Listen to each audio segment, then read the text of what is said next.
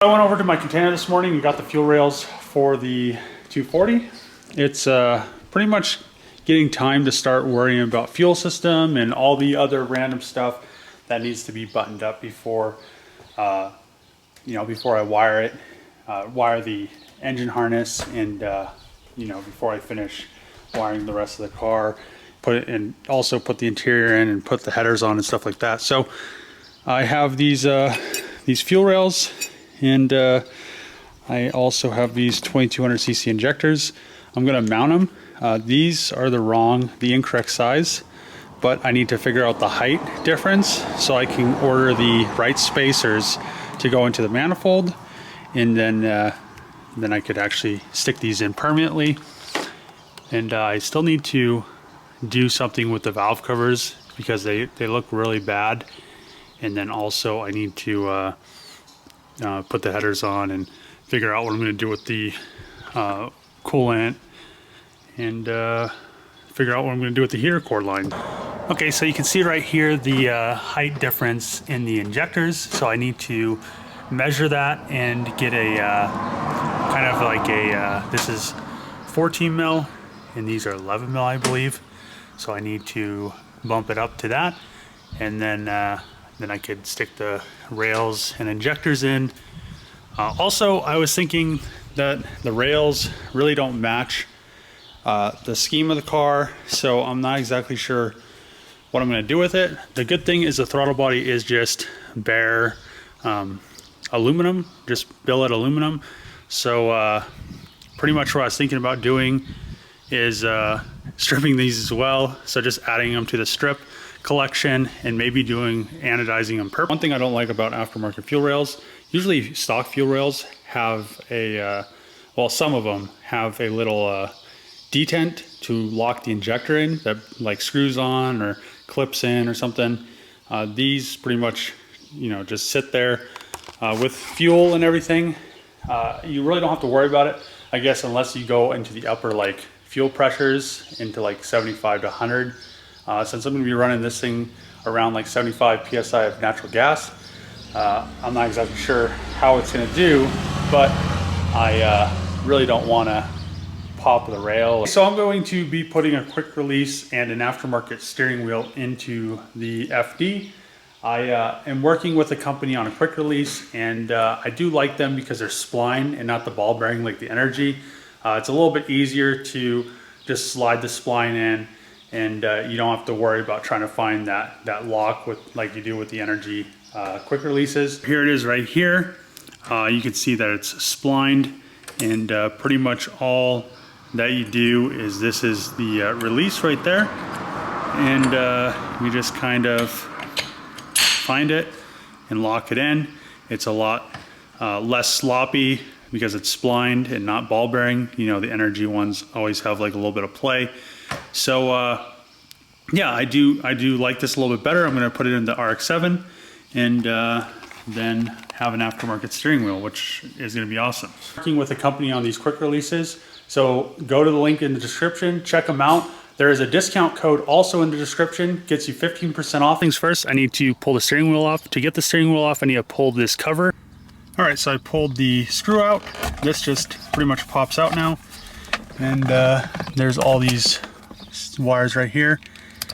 You just disconnect it for the horn. And pretty much all I need to do now is move all these wires out right here and undo this big nut, and then pull the old steering wheel off. Okay, so just a 21 mil and impacts, the way of life.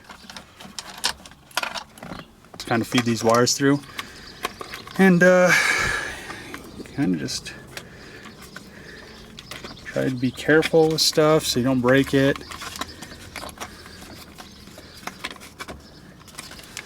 And get them out of there. So the clock spring is actually in the way, so I need to remove it to put the Momo hub on. And see, it has this little ring right here. This is for the horn, and the FD factory doesn't have a little thing for the horn, so I may have to modify something on here later, but for now I'm just going to stick this on like this, and go from there.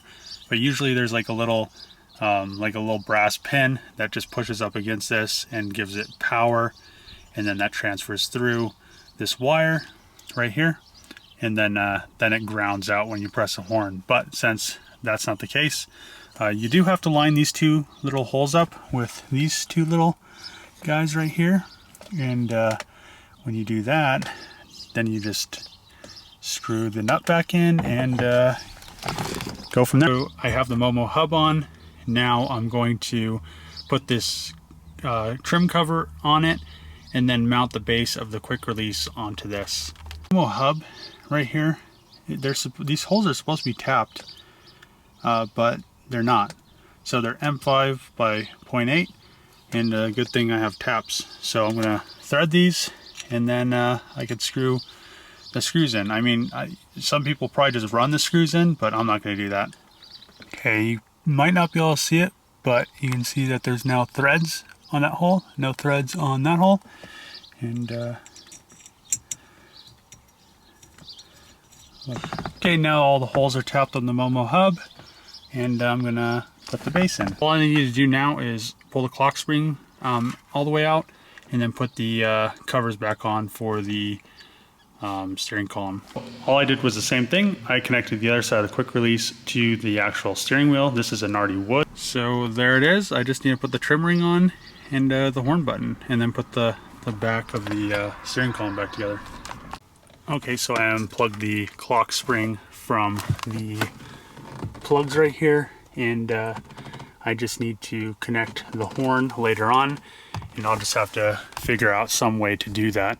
It just needs to ride on this inside ring, and I have a lot of space back there, so it just kind of has to do the same thing as a clock spring. I may get another clock spring because these are actually pretty valuable in case I ever want to put the stock steering wheel back in. I don't want to mess this up, so I'll find another one and modify it so it just runs on that little ring inside. So one thing I don't like about Nardi steering wheels is they're kind of cheap. What I mean is the wood and everything's nice, the steering wheel, how it's made is nice, but the rings and adapters to get the horn buttons to fit is really chintzy and cheap, and they need to put more time and effort into it. This horn button just like kind of chills in here, and this thing's all like loose, and I don't know. It's almost not worth what they asked for them. The steering wheel part, you know, the wood's nice, but you know, for like almost a $400 steering wheel, you know, you'd think that this stuff would be made a little bit better, and you wouldn't use double-sided adhesive to hold the trim ring onto the steering wheel. I mean, come on, Nardi, get with the times. If you're going to be a good steering wheel company, be a good steering wheel company. If not, you know, don't have people, you know, these are like, you might as well charge Chinese prices for this. I do like the quick release, but I'm definitely disappointed in the Nardi steering wheel. My recommendation for the quick release is I'd get one. Go try them out. Links in description. 15% off. Codes in description. Nardi steering wheel, not so much. Nice steering wheel. Chintzy horn button. Definitely, don't buy a Nardi steering wheel. They're not worth the hype. So maybe I'll find a better steering wheel than this, because it's kind of a piece of junk. It's a nice piece of junk, but it's a piece of junk. All right, so I have the Nardi steering wheel installed. The horn button is really ghetto-ly installed. I have tape holding it in barely. And I'm not the only one that has problems with this horn button situation. Like, if you search the internet, like literally Nardi steering wheels and horn buttons are like the worst like reputation ever. So I mean, this is what you get. I could probably make a little plate that goes on there that actually fits a horn button, but I mean, Nardi, what a worthless steering wheel. And I think that's it for this video. See you guys tomorrow. Comment below, subscribe if you're not subscribed, and click that bell for notifications. See you guys.